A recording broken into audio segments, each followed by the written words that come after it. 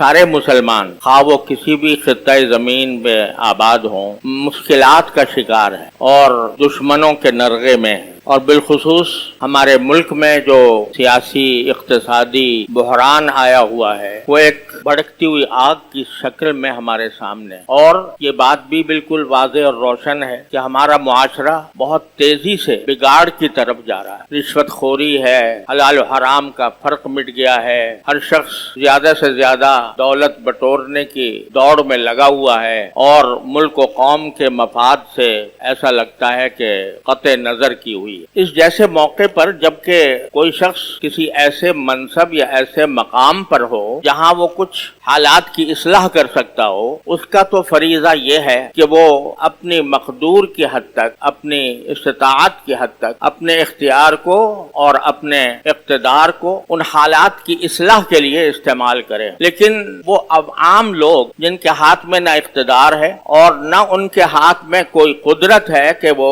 हालात को तब्दील कर सकें, उनके लिए राह अमल क्या है, उनको क्या करना चाहिए। तो कुरान करीम ने इस जैसे मौके के लिए एक हिदायत अता फरमाई है और हुजूर सरवर दो आलम सल्लल्लाहु अलैहि वसल्लम ने उसकी तशरीह भी फरमाई। वो ये है कि ऐसे मौके पर हमारी एक बहुत बड़ी गलती ये होती है कि हम बैठकर मजलिसों में तबसरा करते हैं, तबसरे करते हैं, कयास आराइयां करते हैं और उन कयास आराइयों की बुनियाद पर अफवाहें फैलती हैं और उन अफवाहों ने वो अफवाहें हालात की इस्लाह करने के बजाय जलती हुई आग पर तेल का काम देती हैं। उन अफवाहों के नतीजे में जो इफ्तराक व इंतशार फैला हुआ होता है, उस इफ्तराक व इंतशार में मजीद इजाफा और नफरतें और बढ़ती हैं। कौम और मुल्क और मिल्लत पहले से ज्यादा टुकड़ों में बंटती और फायदा उसका कुछ भी नहीं। अगर बैठकर तबसरे करते रहें, मजलिसें अपने तबसरों से आबाद करते रहें, तो उसका कोई फायदा हालात की तब्दीली पर नहीं पड़ता। लिहाजा ऐसे मौके पर दो चीजें हैं जिनकी तरफ कुरान और सुन्नत ने हमारी रहनुमाई फरमाई है। सबसे पहले तो ये हुक्म दिया है एक हदीस में रसूल करीम सल्लल्लाहु अलैहि वसल्लम ने कि अगर तुम्हारे हुक्मरान और तुम्हारे असहाब इख्तिदार वो अगर कोई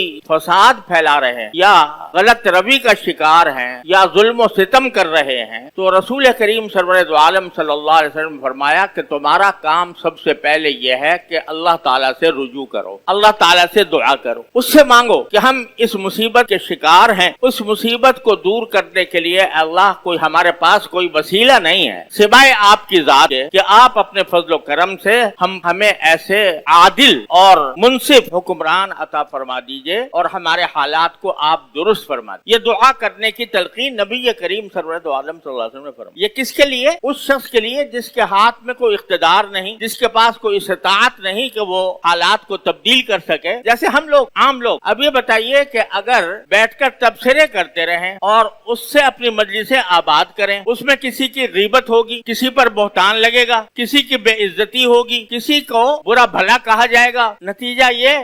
कि बजाय इसके कि हम अल्लाह ताला की तरफ रुजू करते, हमने अपने सर और गुनाह लाद लिए। न जाने कितनी गीबतें हैं, न जाने कितने बोहतान हैं, न जाने कितने लोगों की हद के इज्जत है उसमें मुब्तला हो रहे हैं। तो ये गुनाह पर और गुनाहों का इजाफा हो रहा है, खराबी पर और खराबी बढ़ रही है। दूसरी तरफ अगर यही वक्त जो हम इस बेकार मशगले में इस्तेमाल कर रहे हैं, बेकार नहीं मुज़िर मशगले इस्तेमाल कर रहे हैं, अगर उसका आधा वक्त भी हम अल्लाह तबारक व तआला की तरफ रुजू में खर्च कर दें, तो ये बताइए सारी कौम, सारी उम्मत अगर दुआओं पर लग जाए, अल्लाह तबारक व तआला से मांगने पर लग जाए, हालात को दुरुस्त करने के लिए अल्लाह जल्ला जलालहू की कुदरत का वास्ता दे, उसकी रहमत का वास्ता दे और कुदरत और रहमत का वास्ता देकर अल्लाह ताला से मांगे कि अल्लाह ये सारे हालात जिन्होंने हमें तबाही के किनारे पर पहुंचाया हुआ है, हम इसमें और कुछ नहीं कर सकते, हम सिर्फ आपका दर खटखटा सकते हैं, आपका दरवाजा खटखटा सकते हैं। कुदरत आपकी है, रहमत आपकी है, मालिकुल मुल्क आप हैं, तो इज़्ज़ु मन तशा व तुज़िल्लु मन तशा करने वाले आप हैं, बियदिकल खैर, और खैर जो कुछ है वो आपके कब्जे कुदरत में है। इन्नका अला कुल्ली शैइन कदीर, आप हर चीज पर कादिर हैं। अगर पूरी कौम वो इन फुजूल मजलिसों से के बजाय अल्लाह ताला की तरफ रुजू करने का एहतमाम कर ले, तो मुझे अल्लाह ताला की रहमत और उसके फजल व करम से यकीन है कि इंशाअल्लाह ये हालात बदल जाएंगे।